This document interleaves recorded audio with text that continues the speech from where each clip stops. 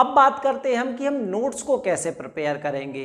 तो देखिए बेटा, यदि आपको नोट्स को प्रिपेयर करना है किसी भी टॉपिक के अंदर, कोई भी एक टॉपिक आप उठा लो, उस टॉपिक को ही सबसे पहले आप डेफिनेशन लिखें, सबसे पहले आप उसको डिफाइन करें। तो आपके जो टीचर्स पढ़ाएंगे, आप बुक से जो पढ़ोगे उसको पढ़ के आप उस टॉपिक की डेफिनेशन लिखें। सपोज मैं एक एग्जाम्पल के थ्रू आपको समझाना चाहता हूँ इस पूरी बात को, कि आपने एक टॉपिक उठा लिया ऑर्डर ऑफ रिएक्शन, उसमें आपने उठा लिया फर्स्ट ऑर्डर रिएक्शन। तो आप सबसे पहले फर्स्ट ऑर्डर रिएक्शन को डिफाइन करें, ठीक है। अब आप एक बात हमेशा ध्यान रखें कि कभी भी डेफिनेशन को खाली नहीं लिखना है। कभी भी फिजिकल केमिस्ट्री के अंदर डेफिनेशन, कई बार 2 मार्क्स में आपको डेफिनेशन फिजिकल केमिस्ट्री में आ जाती है, इसलिए मैं डेफिनेशन बोल रहा हूँ।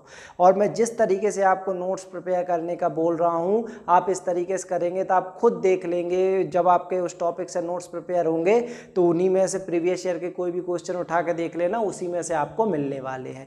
तो अब आप एक बात ध्यान रखें कि सबसे पहले आप क्या करेंगे, डेफिनेशन प्रिपेयर कर लिखेंगे, उसकी डेफिनेशन तैयार करेंगे। जब आप डेफिनेशन तैयार कर लें किसी टॉपिक की, आपने लिख दिया कि ऑर्डर ऑफ रिएक्शन क्या है, उसके बाद आपको क्या करना है, उस डेफिनेशन से रिलेटेड यदि कोई फॉर्मूला है तो आपको वो फॉर्मूला लिखना है। यदि उससे रिलेटेड कोई यूनिट आपको दी हुई है तो आपको उस यूनिट को लिखना है, या उससे रिलेटेड आपको कोई एग्जाम्पल दिया है तो आपको वो लिखना है। डेफिनेशन कभी भी खाली नहीं लिखना है, डेफिनेशन के साथ या तो फॉर्मूला या यूनिट या एग्जाम्पल, यदि तीनों हैं तो तीनों, या इनमें से कोई 2 चीज़ हैं तो आपको 2 प्रॉपर तरीके से लिखना है। अब आप एक बात करेंगे कि आप जब आपने डेफिनेशन लिख लिया, फॉर्मूला लिख लिया, तो अब आप क्या करेंगे कि जो भी आपका टॉपिक तैयार हुआ है उसमें से उसके अफेक्टिंग फैक्टर यदि दिए हुए हैं, जैसे हम बात करते हैं रेट ऑफ रिएक्शन लिखते हैं तो उसके अफेक्टिंग फैक्टर दिए हुए हैं, तो आप क्या करेंगे, इनके अफेक्टिंग फैक्टर लिखेंगे, जो फैक्टर इनको अफेक्ट करने वाले हैं।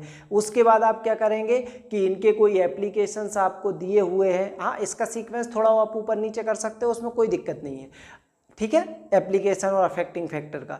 ठीक, आप अब एप्लीकेशन लिखेंगे कि इस चीज़ का यूज़ कहाँ होता है या एप्लीकेशंस कहाँ लगते हैं। जब आप इतनी तैयारी पूरे तरीके से कर लेंगे, फिर आप क्या करेंगे कि उस टॉपिक से रिलेटेड आपका यदि कोई डेरिवेशन दिया हो, क्योंकि फिजिकल केमिस्ट्री में आपको डेरिवेशंस तो मिलेंगे ही बहुत से टॉपिकों में, तो उससे रिलेटेड आपको कोई डेरिवेशन दिया हुआ है तो आप सबसे पहले उस डेरिवेशन को प्रूफ करेंगे। आप फॉर्मूले कर चुके थे, थ्योरी अच्छे से पढ़ चुके थे, अब जब आप इतना पढ़ के आओगे तो आपको थ्योरी पूरी तरीके से क्लियर हो जाएगी। जब थ्योरी क्लियर हो जाएगी फिर आप डेरिवेशन करें तो वो आपको ज़्यादा समझ में आएगा।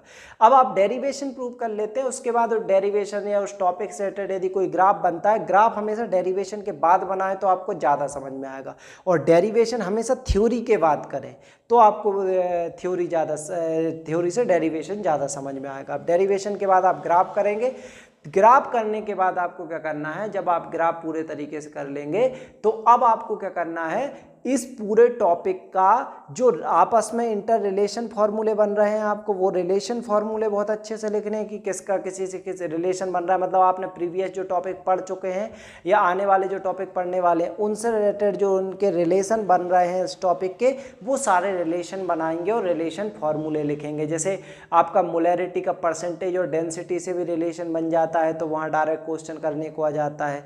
तो इस तरीके से आपका जो भी रिलेशन फार्मूला बन रहा है किसी भी टॉपिक से, तो आप उस रिलेशन को बहुत अच्छे से करें। जब आप इतना कर लेंगे, उसके बाद बेटा आपको क्या करना है, उसके बाद आपको करना है न्यूमेरिकल्स। आपके जितने न्यूमेरिकल्स आपको मिलेंगे वो आप फिर करेंगे एनसीईआरटी से और भी बुक से, आप जो भी करेंगे तो आपको न्यूमेरिकल इन सब के बाद करना है। और इतना काम यदि आप कर लेंगे तो फिर यदि इस टॉपिक से रिलेटेड कोई डिफरेंस दिया हुआ है, किसी टॉपिक से इसमें डिफरेंस दिया हुआ है, तो आप उस डिफरेंस को प्रिपेयर करेंगे। तो आप हमेशा इतने स्टेप में आपके नोट्स प्रिपेयर करेंगे। क्या ज़रूरी है, डेफिनेशन, डेफिनेशन के बाद आपको फॉर्मूला या कोई यूनिट हो या कोई यूजेस हो, वो एग्जाम्पल हो वो, उसके बाद एप्लीकेशन या यूजेस, उसके बाद आपको अफेक्टिंग फैक्टर करना है। अफेक्टिंग फैक्टर जब आप कर लेते हैं तो फिर आपको कहाँ जाना है, आपको डेरिवेशन की ओर जाना है। जब आप डेरिवेशन के बाद आपको क्या करना है, रिलेशन फार्मूले करने हैं, उसके बाद आपको न्यूमेरिकल्स प्रैक्टिस करने हैं और डिफरेंसेस करने हैं। ठीक है, अब हम बात करेंगे कि अपने जो अभी मैंने आपको बताया था कि नोट्स, फिर एनसीईआरटी और इन सब चीज़ों, एक 5 टॉपिक आपको बताए थे, तो यहाँ हमारी बात हुई नोट्स कैसे प्रिपेयर करना है।